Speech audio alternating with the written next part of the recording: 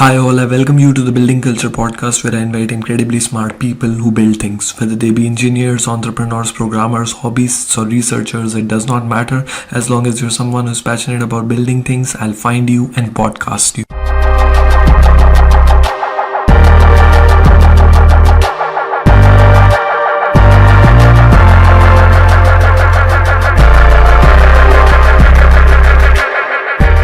Hi all, I want to take a brief moment to thank you all personally for supporting this podcast on YouTube and on all major podcast platforms, including Google Podcasts and Spotify.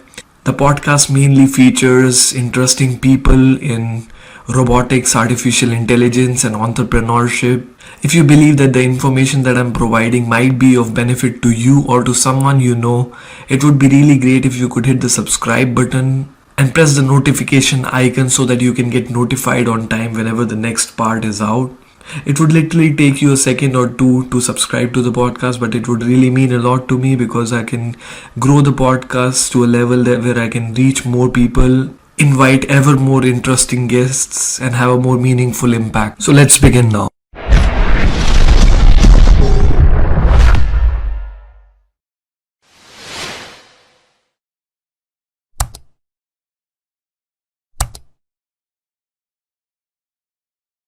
In today's episode, we have with us someone who is incredibly passionate about robotics, education, and entrepreneurship.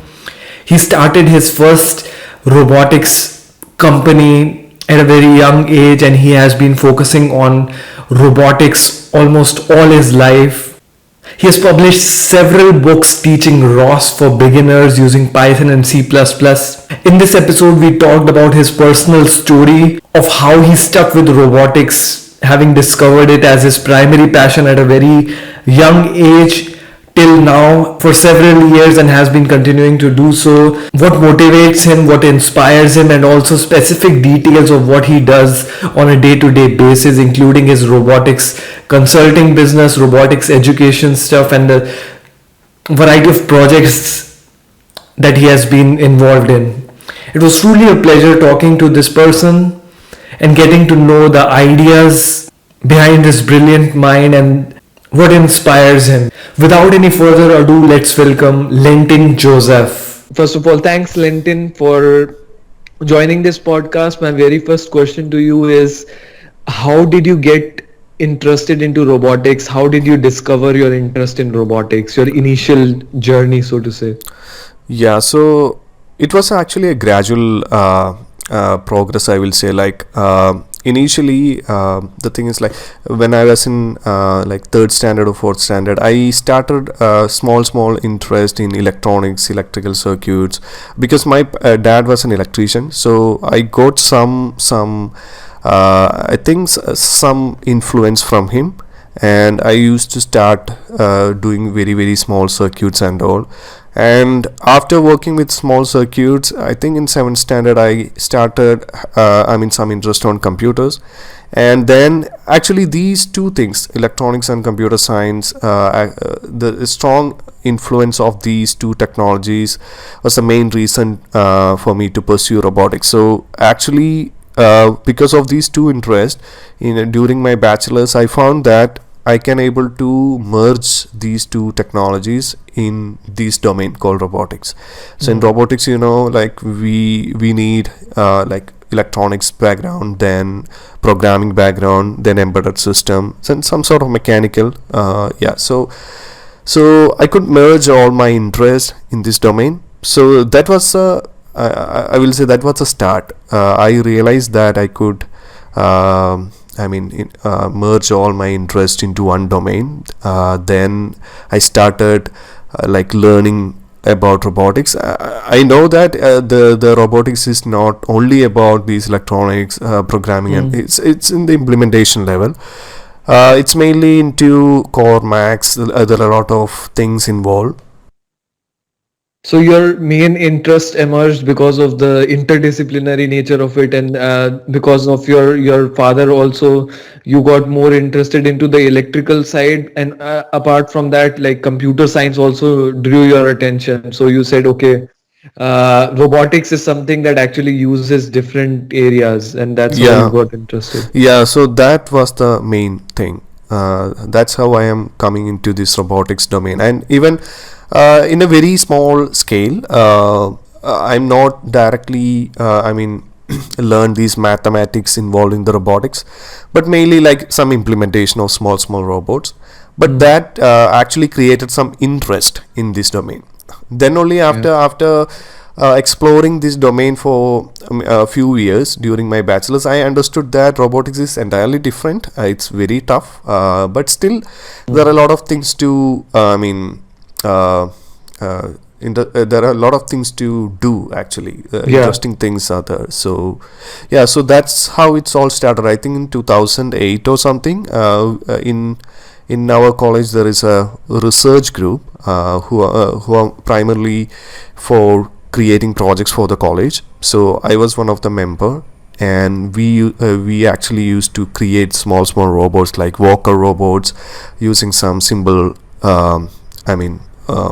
walker patterns. We actually prototype some robots. So that's how it's all started.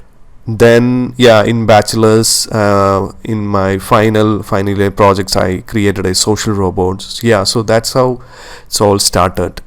The interest actually started. So essentially, the main factor was that you started doing some small projects at a very young age, and that's when you realize that this is something that I really enjoy to do as well, and also that even though robotics is actually has a lot of different things and it is actually very advanced, but you were like, I can do this thing, and I want to learn more about this area. Do you remember the first robotics project that you actually built?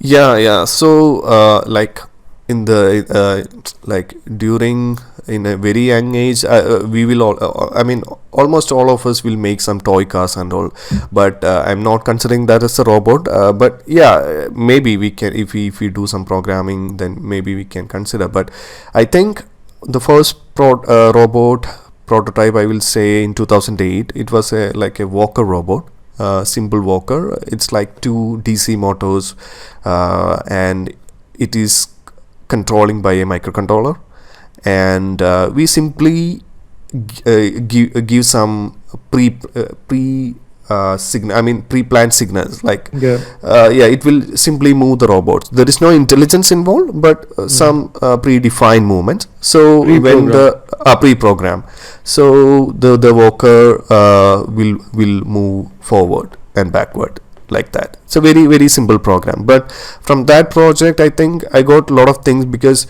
I understood that this is not an easy thing. Like robotics, like even if we are doing some pre-programmed thing, in order to make it work, we did a lot of trial and error, and then also it's not working perfectly. So I understood that, like, if we program it perfectly, then the effort that we have to take in order to make a robot move is very, very, very big. So so that was, I think that was the first robotic project that I have did. And then after that, you started to do more projects, or you decided that I want to get more formally educated in this area. So what was the next step after that for you? So I understood that there are a lot of challenges involved in robotics, and at that time I was mainly into the implementation. Implementation level, like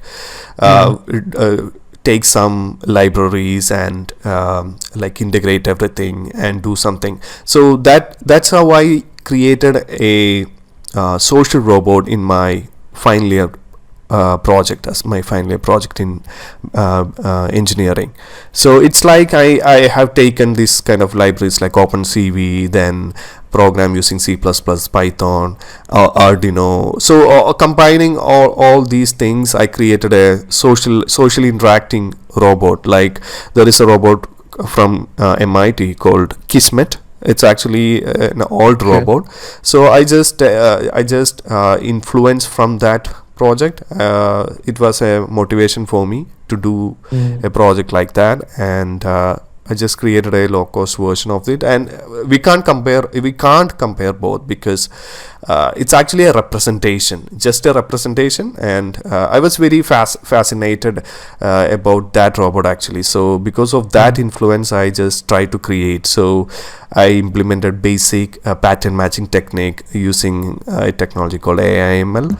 Then using some vision, using OpenCV, I created a board which can interact. So this is happening on 2010. So at that time, it is like very innovative concept, but I personally know it's not. But at that time, people know, oh, this robot can talk and respond like Google Assistant. But at that time, it's actually a big project kind of thing. And I got some attention from medias and all. But personally, I was not very excited, because I know these all are very simple things. I'm just manipulating things. But overall, maybe that can generate some interest in me to pursue career in robotics. So overall, you started getting involved in these kinds of things, computer vision, in using these packages like OpenCV at a very young age. And at that time, yeah, I can imagine that these things were not standard, and there are more libraries related to computer vision, for example, also now. So at that point, I think people would be like really in amazement about for the projects that you were doing at that point. So that probably boosted your morale as well, that yeah, now I want to do more of robotics. Yeah. That was the start. Actually, like, it's a stupid decision, because we don't know. I know the complexity, but still, because of this influence, I thought, oh, what about pursuing career in robotics? Then I realized, in the upcoming year, I realized the real difficulty of robotics. So what were you doing at that time? Were you still in school, or were you doing already a bachelor's or something? This project, Yeah. while doing this, Yeah, it's right. still in bachelor's. Okay. I graduated in 2011. Okay. So I have done this project as my final year project, and Okay. then after that I worked in a robotic startup. Okay, so during your bachelor's, you did a few projects, and then you realized that yeah, this project, robotics project that you were doing, it gained attention, and now I can do more of it. So then after that, what did you do after that? Did you go for I know you worked at a few robotics companies as well after that. So what was your mindset after you got success with these projects? Yeah, I was pretty confused because the thing is, after my graduation, what I have is some interest in these electronics, computer.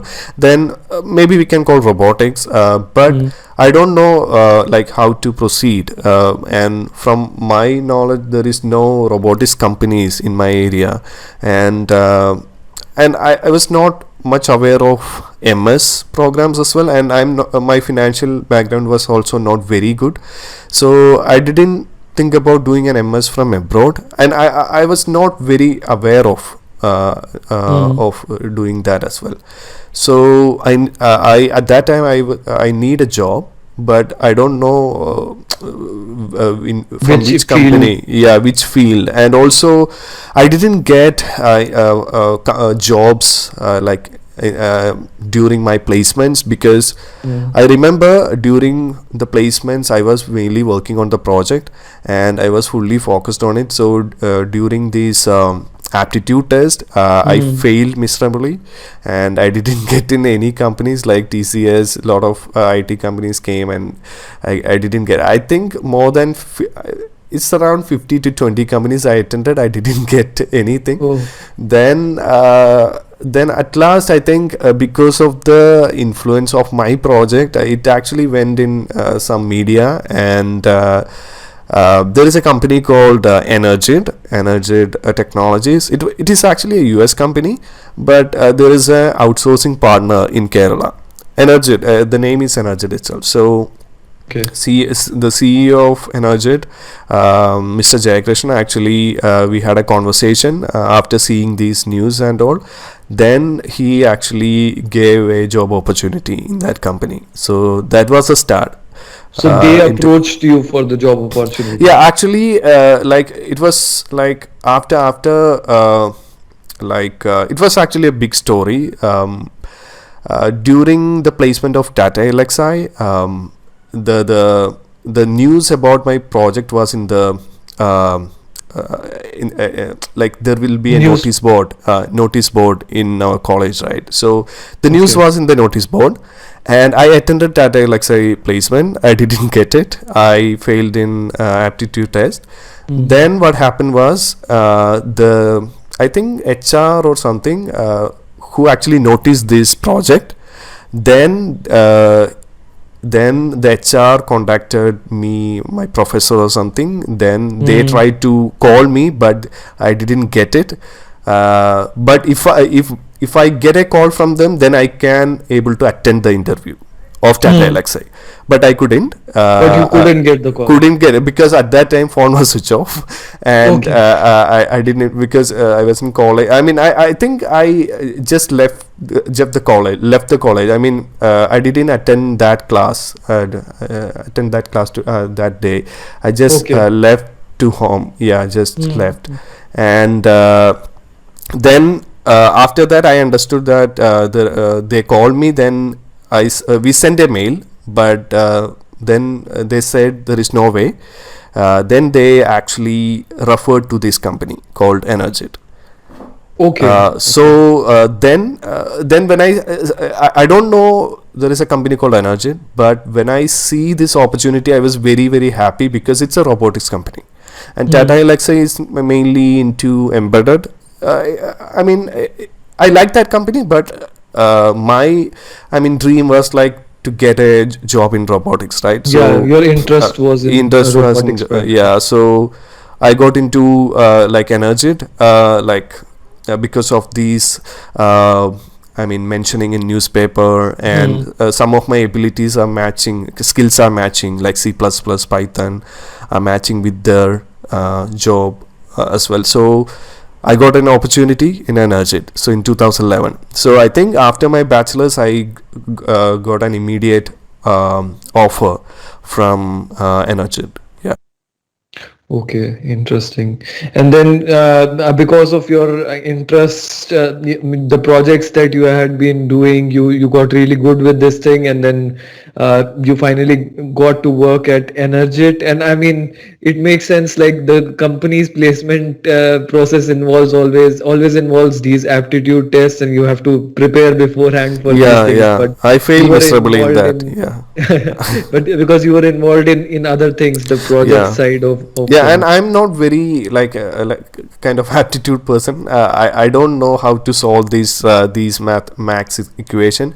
Still, now also I am not very good, but mainly my interests are in a different domain. I'm not into like the solving this kind of like max problem. Abstract problems. Yeah. But I was thinking like why they are like putting this kind of Questions. problems, but later I understand they actually need like these kind of abilities.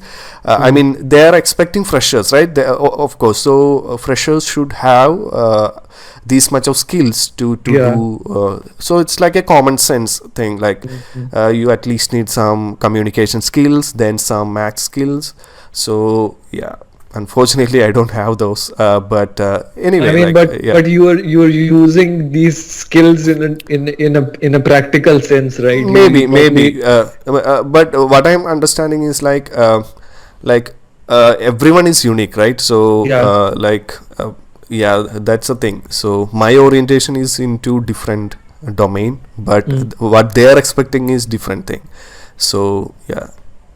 Yeah. So after working at Energit, then what was your mindset having got your first practical experience? What Yeah, what was your thought process at that point? Yeah, it was a tough job because Energit, the company, is actually building simulators. Okay, they have a simulator, robotic simulator called Actin, and they actually working in C++, core C++. So I know C++, but I'm a fresher. But their expectation was, very high. So I have to cope up with that. So it's like initially the learning, I was mainly exploring different advanced concepts of C++. And maybe I think after 4 or 5 months, I mean, start writing, I think some plugins or something in C++. They have their own structure for writing plugins or something to this simulator. So we have to write plugins to add different capabilities to this simulator. And they had also some robotic arm, 7-DOF robotic arm. So I got experience in manipulators and simulations.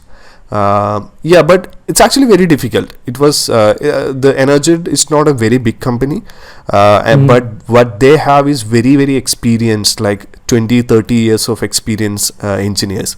So I was the least experienced guy in the team, so you can understand the pressure. So was it a startup at that point or already an established company? So Energid is a small team, but it's not a startup. I think they have started, 2000 or something. They worked with NASA and all in US. The US team is actually worked with NASA Robonaut project and all. And the outsourcing partner called Energid Technologies in Kerala, I think it started in 2005 or something. 2005. So it's not a startup, but it's a small team. Small team. Yeah. Yeah, small team, but actually not a startup. They so. started, I think, before 6-7 years before, I guess, before I joined. Yeah. Okay. Yeah, so pretty established as well. Yeah. And so you gained lots of experience, and yeah, it's understandable that you're joining in young and there's lots of experienced people, so you have you have the pressure of keeping up with the pace. And everything. So after that, at what point did you decide to make a transition, and then what was your motivation behind making a switch after that point? Yeah, so after 1 year, the Energid Technologies in Kerala, they actually I think they stopped working with the Energid US, and they started their own company called Asimo Robotics. So currently the company is there in Kerala, Asimo Robotics. So that I think that is happening in 2012. So I was in the founding team, and I worked there, I think 2012, 2 years I worked there. And in 2014 starting, I think in the January 2014 I started my own firm. It was like I thought, what about exploring other things like entrepreneurship and starting my own firm. So you are talking about Cubotics. Cubotics Labs. In 2014. So my intention is keeping a small team and doing some core projects that we are interested in. That's it. That was only agenda of this company, not growing like a big firm or not funded. It's like a small bootstrap team who are doing some core projects from abroad or from India. So mainly consultations in robotic software and also prototyping, and also in the field of robotics education. We used to take talks, then workshops, then courses, books. So that is also there. So robotics education and the consultancy was the two main area that we are dealing. So now you are also an author of several ROS related books. So is this a part of the Cubotics company, or are you separately doing it now? Actually, it was all happened. It is not planned actually. It is not planned. Before I started my company, I got an invitation. I think in 2013 end, I got an invitation from the publisher called Pact. They approached me. I think they have seen some slides, my slides, something related to PyCon or something, Python conference, PyCon. So they approached me and asked me to write a Python robotics book. Python robotics. So at that time also I was working with ROS, and I used to blog about ROS and all. So I thought, what about writing a book? Even as a first time author, I thought like it may be a very easy job for me. Maybe I can complete within 2 or 3 months. That was my initial thought about it. But and also I see this project as a very challenging one. At that time, I was very eager to solve challenging problems. So I accepted that project and started writing. And the problem was, like, when I started, I realized that it's not an easy task. Okay. It's not an easy task. It's not at all an easy task. And as a first time author, I'm not very good in English, even in talking and writing, but I'm improving. At that time, it was, I will say, it was much worse. So I faced difficulty in writing, and there is a particular structure in writing book. It's not like writing blogs. They have their own templates and all, and there is a particular structure. So I have to keep that, and yeah, it was a very, very tough journey. So I was starting my company, I was writing books, and at that time also I had some personal issues. So all these things in 2014 was very worse, I will say.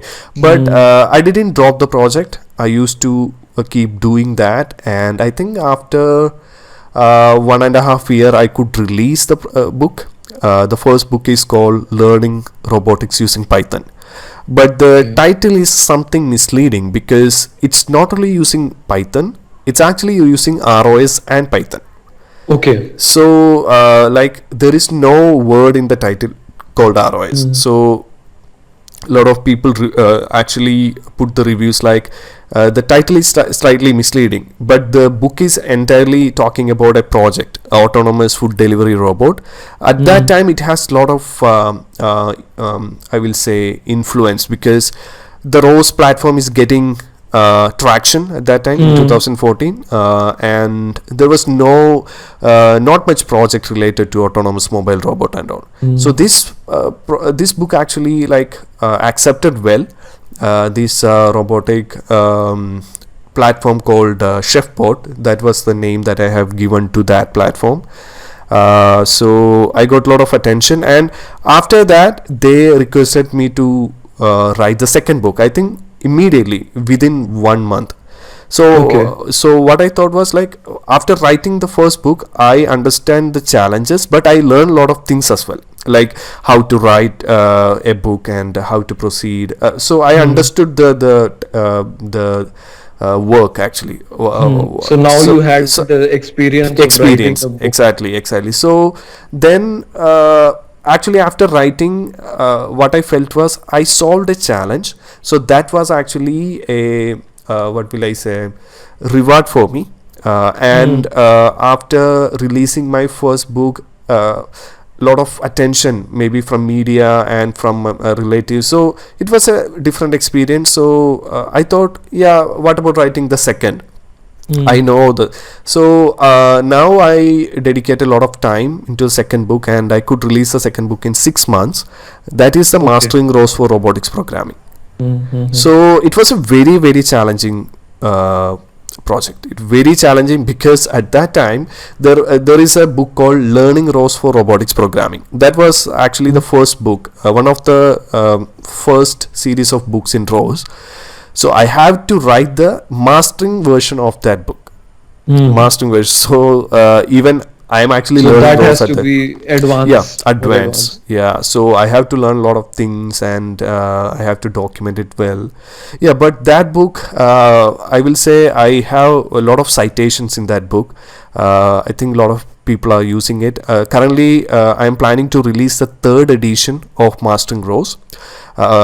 So after the first edition, the second edition, actually I couldn't write much at that time during the second edition, so I added a co-author, and for the third edition also the same co-author is there. It is expected to release maybe 3 weeks, within 2 or 3 weeks. Pre-order will start. Okay, in the next 3 weeks, it is going to be released. Yeah. Pre-order will be starting. Okay. Pre-order, and maybe the pre-ordering will be there maybe for 1 month. Then it will officially release. So that is Maybe the you next. can also tell how different it is from the previous mastering book. Yeah. So the difference mainly is it is only for ROS 1, but in ROS Neutic, and we have added, I think, 3 different chapters and updated a lot of contents in the existing chapters as well.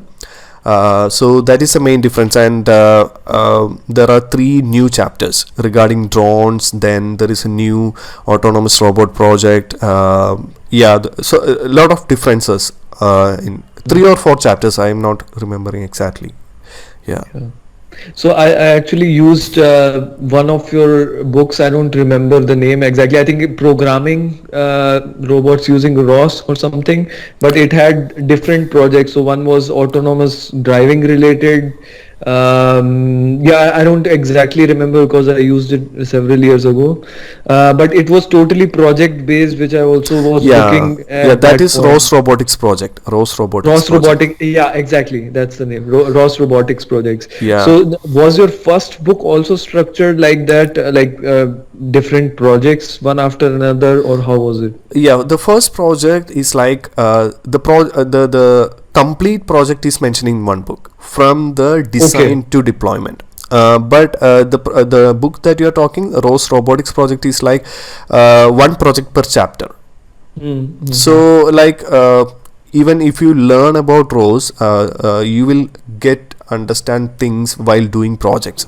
So I think that book will have it is all having some examples, so you can take those examples and you can prototype your own applications.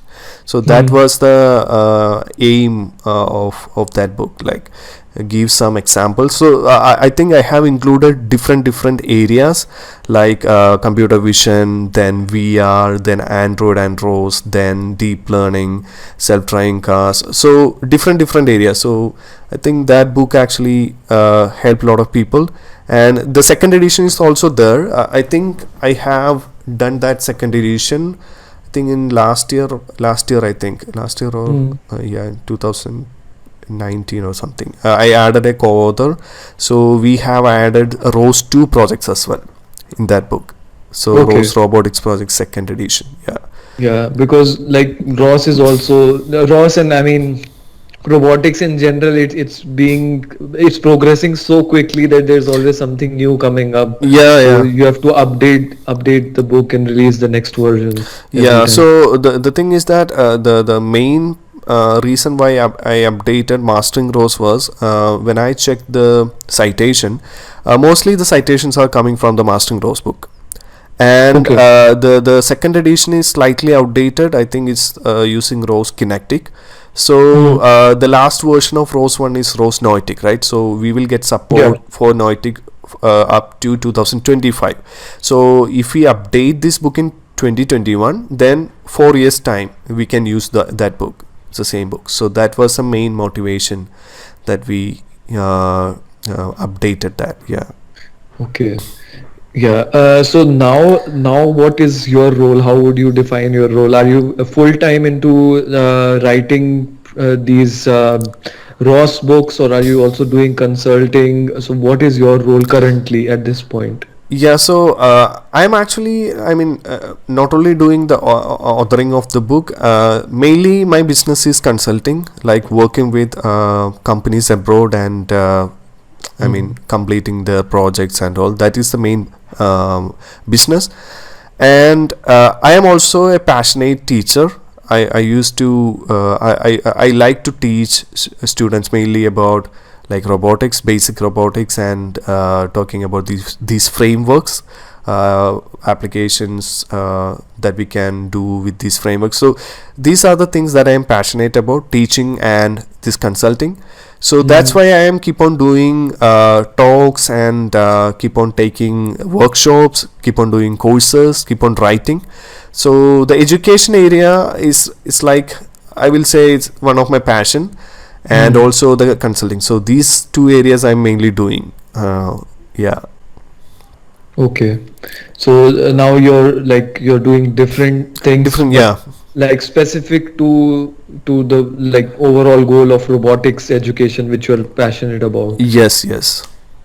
So your journey is also like pretty interesting. So you were like at a very young age you decided that I want to go into robotics, and then you got some popularity because of your robotics projects, and then you actually said, okay, now let's become an entrepreneur. So you tried that thing, and then writing a book. So like lots of different things, but like all stitched together by this common factor of robotics. So how do you think like you have evolved over the past, let's say 10 years? How do you think you have changed personally overall?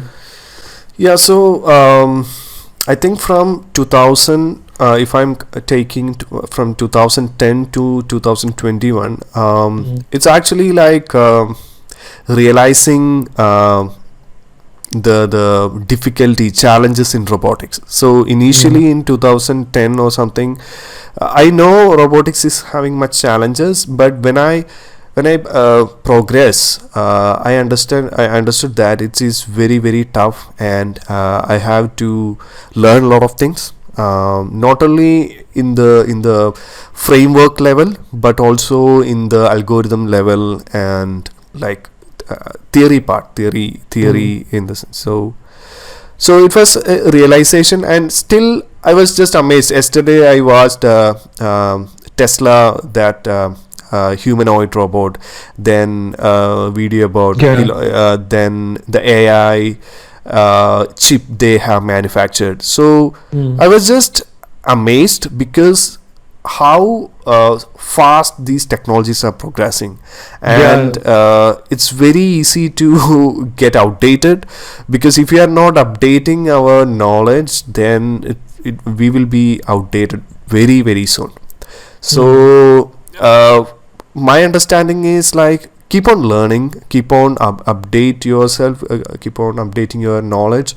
That is the main realization over these years.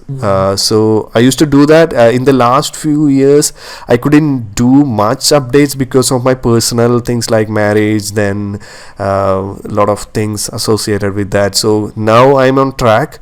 I am actually trying to learn a lot of stuff, and I understood that like this framework level knowledge is not sufficient. Like if a new person comes, if a fresher, like if he can grasp all these things very quickly, he can be the next, ROS developer. So so there are a lot of challenges. So realizing that these are the updation matters. Actually the updation matters, and robotics is changing very, very fastly. Then we have to like update very fastly as well. Catch up with the progress that's going on.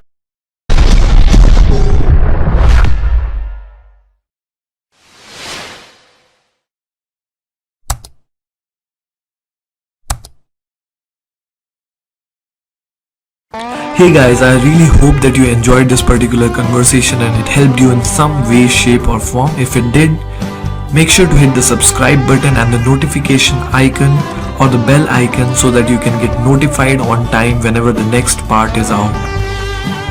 Also, it would be really great if you could give me your feedback in the comments below.